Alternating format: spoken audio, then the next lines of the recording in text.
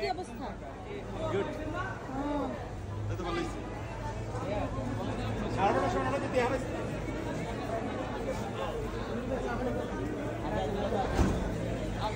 আবার হলো অনেক।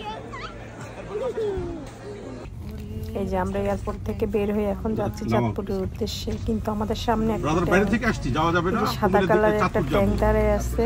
এই যে আমাদের একটা গাড়ি সামনে পাস হলো, ওইটাতে ছিল ফাহিম আমাদের লাগেজগুলা নিয়ে, আর এইটাতে আমরা ছিলাম। এই তো আমাদের গাড়ি থামানো হলো, আমাদেরকে জিজ্ঞেস করছিল যে আমরা কোথায় যাব। পরে রান বাবা বললো আমরা চাঁদপুরে যাব। এই তো আমরা এখন এইটা পার হয়ে এখন সামনে যাব। এই যে আরেকটা ট্যাঙ্ক, একটা পার হয়ে দেখি যে আবার আরেকটা ট্যাঙ্ক, সামনে গিয়ে দেখছি যে আবার আরেকটা ট্যাঙ্ক। ট্যাঙ্কগুলো সব ওই দিন রাস্তায় ছিল।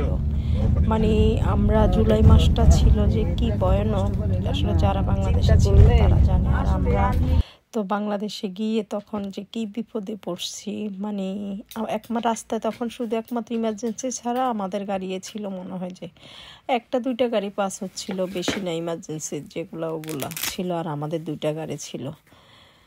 তো এই তো আমরা এখন চাঁদপুর উদ্দেশ্যে যাচ্ছি। এখানে একটা টোলঘর, এই যে টোলঘরের এই যে এই ছেলেটার মাথার উপর দিয়ে যে কালো দেখা যাচ্ছে, এটাও পুড়ে দেয়া অংশ, এটাও পুরা নাকি পুড়ে দেয়া হয়েছিল। তো আমরা এখন ওইটাও দেখছি। আমরা বাইরে উঠে যাচ্ছিলাম ওই দিন, কারণ আমাদের ছেলে মেয়ে এগুলারে নিয়ে লঞ্চে দেখা যায় যাওয়াটা একটু রিস্ক হয়ে যাবে। আর এত গরম বাংলাদেশে আমরা আসলে চিন্তা করি নাই জুলাই মাসটাতে যদি এমন হবে আমরা জানতাম, তাহলে আমরা কখনো এই টাইমটাতে আসা আসলে উচিত হয় নাই আমাদের। তারপরে যাক কি করা, এখন তো এসে গেছে, এখন আর কোনো কিছু করার নাই। তো এই তো যাচ্ছি চাঁদপুর। এখন আমরা একটু থামবো এখানে, কারণ আমরা সকালে নাস্তা খেয়ে বের হই, নাস্তা খাই নেই সকালে, বোরে আমরা বের হয়ে গেছি। এখন চিন্তা করছি এখানে একটু নাস্তা করব।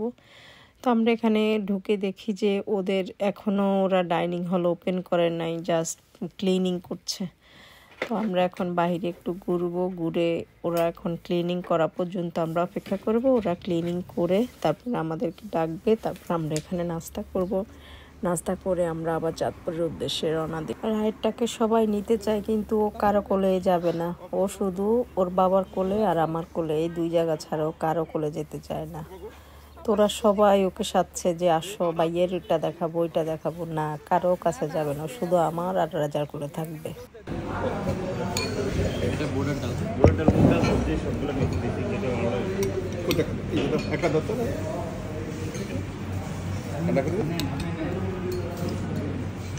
আমার চিকেন নান, চিকেন খেলে চিকেন খাবো দয়া করবে।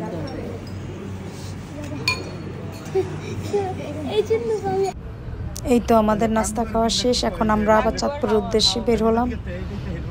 আমাদের এবার হলিডে মেমোরেবল ডে হয়ে থাকবে, কারণ এই হলিডেতে আমরা এয়ারপোর্ট থেকে বের হয়ে যেটা আমরা সামনে দেখেছি রাস্তার অবস্থা, এটা আর কখনো ভুলবো না।